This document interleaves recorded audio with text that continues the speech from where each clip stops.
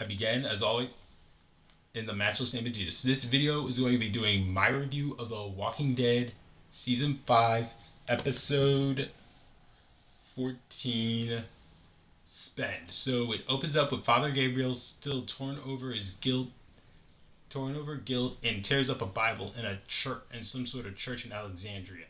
Safe zone. Meanwhile, Noah meets with Deanna, I mean, in Alexandria. So we get to the opening credits or something, title credits, and then we go back. And so I'm just gonna divide this. I'm not gonna tell it in order. I'm gonna tell stories told in this episode in the same order, in different stories in this episode. So I'm gonna just so Noah meets with Deanna's spouse Reginald, who agrees to teach him to be an architect and give him a journal to record his experiences, and gives a special message to Noah as well. And okay, meanwhile, Glenn goes off with Eugene, Aiden, and Nicholas and Tara to go out and get some supply runs.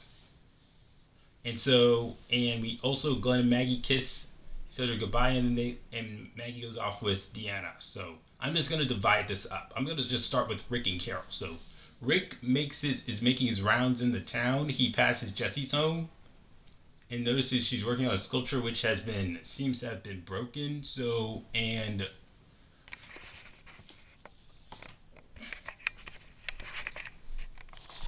she's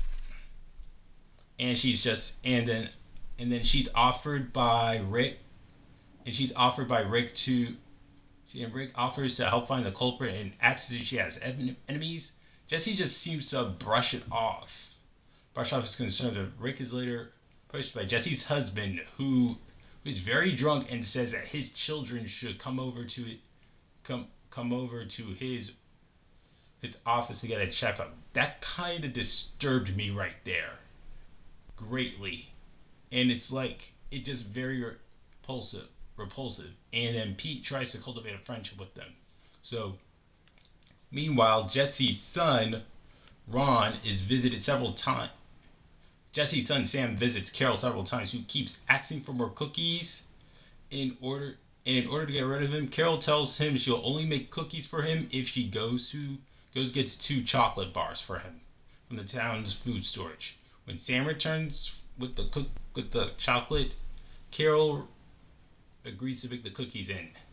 Sam asks Carol why she sold the guns, and Carol replies that she needs them in case she needs to protect himself.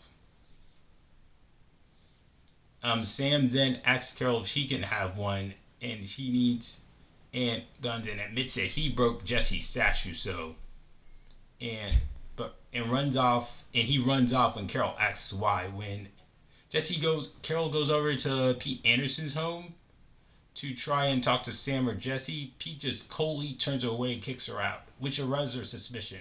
Rick returns home. Carol feels that Jesse is Pete is abusing Jesse and maybe Sam and probably Ron, and that she tells him that Pete needs to be killed. So I feel like this is going to go down the same way it is going to go in the comic. For anybody who's So I would love to go into speculations that have been going to whether or not Jesse is the abuser, not Pete. But I have other things. I have another arc to go to. So meanwhile, Abraham and Alex Abraham Ford is part of a construction crew to expand the Alexandria borders. However, the construction crew is attacked by a herd of walkers. One of them gets stranded. A black-haired girl, gets stranded in it, and the leader, tells him to fall back. And he was trying to save all the workers, but Abraham still goes on to fight all the walkers and saves the girl. Her name is Francine. She puts her in one of the construction vehicles, as he kills all the walkers, and he continues to kill all of them, and then he resigns his position and gives it to Abraham. So I'm gonna get back to Tobin in a few minutes, a little bit later. And then also a little bit later.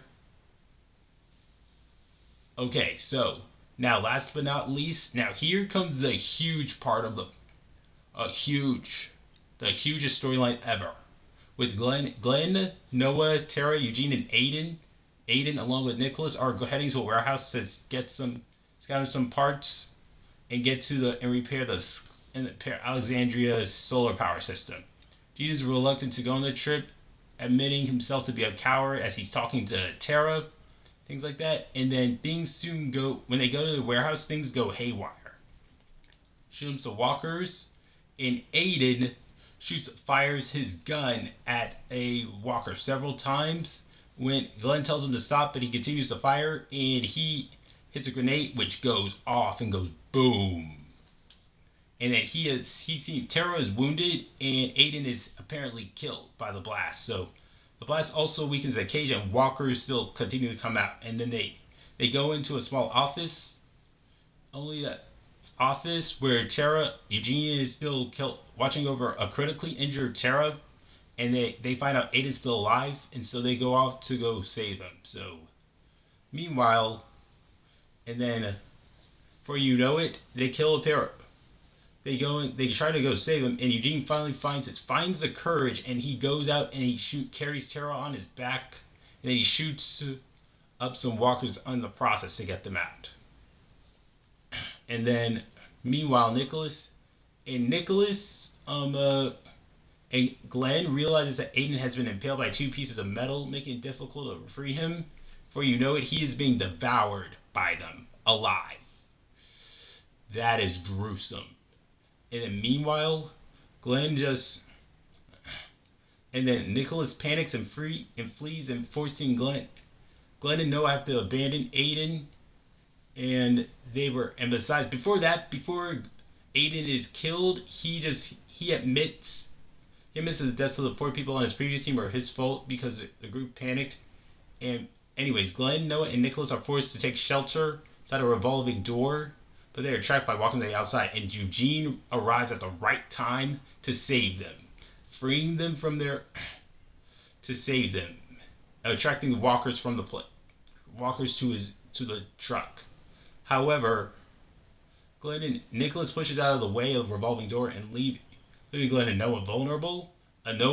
Walkers grab Noah, and Glenn has to watch Noah get devoured by walkers. So sad. So, anyways, Nicholas arrives at the truck.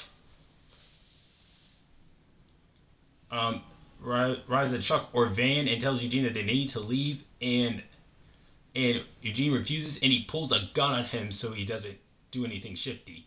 And then when Glenn arrives, he punches Nick repeatedly. Guy had it coming for his cowardice. So, and then they head back to Alexandria safe zone where Tara is still being hurt. Tara with a critically injured Tara. So, anyways, all this ends with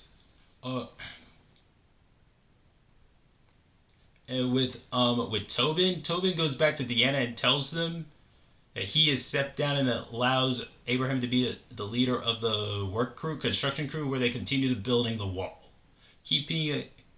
And he also tells Deanna that Abraham is a better leader than he is, and also tells them that basically Rick and co are as tough as nails, essentially.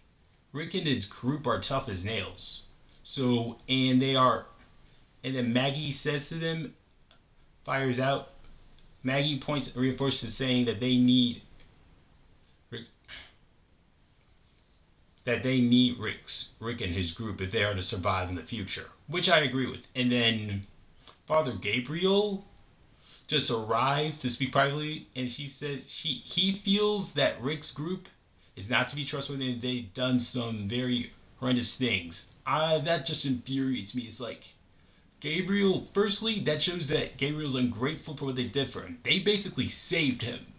They saved him from Gareth and his cannibalistic crew. So, and he's also very hypocritical because he just left out the fact that he just locked out all of his parishioners while walkers devoured them. Very hypocritical and self-righteous on his part. And also Maggie basically overheard the whole conversation. So basically that was the whole episode. This episode took a lot of is adapted a lot of material from the comic book. The construction scene with Abraham, that's from the comic book. Abraham, Tobin talking to Deanna about how strong Rick's crew was. That was from the comic, where in the comic book Tobin talks to Douglas, who's a guy, about how strong they are, and Gabriel talking to Douglas about how Gabriel talking to Deanna about how dangerous Rick's crew might be. That's in the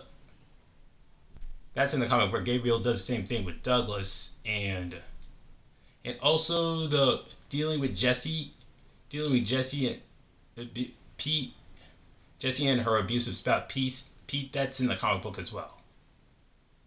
What's not in it? So basically, this issue, if you want to know, you can find that in issues 73, 74, and possibly 75, or 74, 75, and 76.